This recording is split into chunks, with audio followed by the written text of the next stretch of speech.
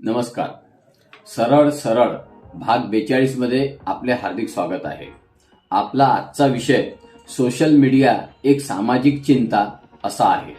न जाने जिंदगी का ये कैसा दौर है, न जाने जिंदगी का ये कैसा दौर है, घर खामोश है और ऑनलाइन शोर है, घर खामोश है और ऑनलाइन शोर है.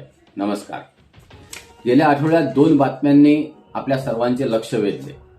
त्यामध्ये एक बातमी होती जी 10 डिसेंबरला ऑस्ट्रेलिया या देशामध्ये 16 वर्षाखालील मुला-मुलींना सोशल मीडियावर येण्यासाठी बंदी करणे हा एक महत्वाचा निर्णय याची बातमी.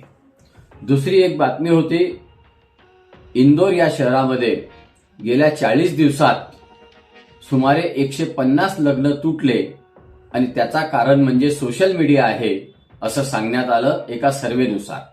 या 2 बातम्यांनी आपल्या सर्वांचे लक्ष वेधले आहे. वास्तविक ऑस्ट्रेलियामध्ये सोशल मीडिया एज ऍक्ट नुसार 16 वर्षाखालील मुलांना सोशल मीडिया प्लॅटफॉर्मवर बंदी करण्यात आली आहे. ऑस्ट्रेलियाचा हा कायदा जगातच पहिला असा मोठा निर्णय आहे. ऑस्ट्रेलिया सरकारने हा निर्णय घेताना काही कारणं सांगितली आहेत, ती महत्वाची आहेत. ही बंदी मुलांच्या मानसिक आरोग्य, सुरक्षितता व समग्र विकासासाठी महत्वाची आहे. कारण सोशल मीडियामुळे सोशल प्रेशर, सायबर बुलिंग, आत्मछबी, बॉडी इमेज सोबतच इतर ऑनलाईन धोक्यामुळे मुलांवर दूषित परिणाम होऊ शकतो. तसेच या उपायाने पालकांना त्यांच्या मुलांना डिजिटल वापर नियंत्रित करण्यासाठी सोपे होईल असे कारण सांगितले आहे. हा कायदा काही प्लॅटफॉर्म ठरवूनच लागू होणार आहे. म्हणजेच शिक्षण, आरोग्य, मेसेज, गेमिंग अशा सेवांवर कदाचित हा कायदा लागू होणार नाही. दुसरं महत्वाची जी बातमी आहे त्याकडे जर बघितलं तर लक्षात येते की एकट्या इंदोर शहरात 40 दिवसांमध्ये 150 पेक्षा अधिक लग्न ऐनवेळी तुटल्याचे लक्षात आले. त्यामध्ये सोशल मीडिया हे प्रमुख कारण आहे. सोशल मीडियाच्या माध्यमातून जुन्या पोस्ट बाहेर पडणे, त्यांचे जुने मित्र मैत्रिणी यांची नावं कळणे, त्यांच्यासोबतचे बोलणे, राहणे, त्यांच्यासोबतचे फिरणे, त्यांच्यासोबतची लाईफस्टाईल ही बाहेर येणे आणि याच्यातून वाद तयार होऊन हे संबंध, हे लग्न तुटल्याचे सांगण्यात आले आहे. वास्तविक मागील 5 वर्षात लग्न तुटण्याची संख्या खूप वाढली आहे. यामध्ये 60 ते 70% लग्न हे फक्त सोशल मीडियाच्या कारणाने तुटत आहे असाही हा सर्व्हे रिपोर्ट आहे. उपरोक्त दोन्ही घटना खूप चिंतनीय आहेत. आपण जर भौतिक साधनांमध्ये खूप प्रगती केली मात्र खऱ्या अर्थाने आपण सुखी झालो नाहीत असे सांगणाऱ्या या घटना आहेत.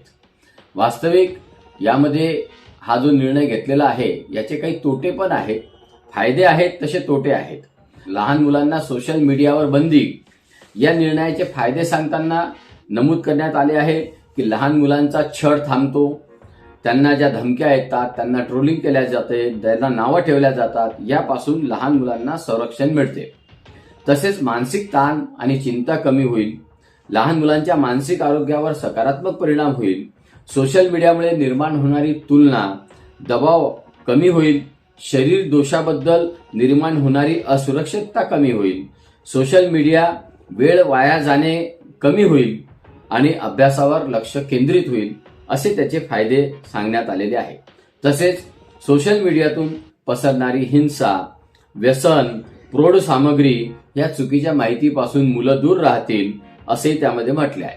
परंतु तोटे जर म्हटले तर काय होऊ शकतात तर त्यांनी सांगितलं आहे की लहान मुलांना स्वतःचे विचार मांडण्यासाठी असलेले एक मोठे माध्यम बंद होईल.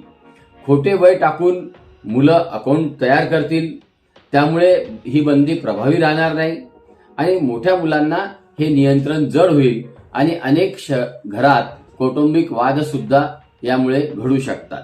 फायदे आणि तोटे प्रत्येक निर्णयाचे असतात, परंतु सोशल मीडिया आजच्या काळी म्हणजे एक सामाजिक चिंता आहे, यामध्ये कुठलंही दुमत नाही.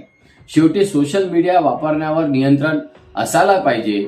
या पद्धतीचा एक शेर मला आठवतो, हर पल लाइक्स का दबाव बरसता है, हर पल लाइक्स का दबाव बरसता है, मासूम दिलों पर बोझ सा पड़ता है, अच्छा किया जो रोक लगा दी, अच्छा किया जो रोक लगा दी, कम उम्र में ये जाल गहरा ही पड़ता है, कम उम्र में ये जाल गहरा ही पड़ता है। नमस्कार।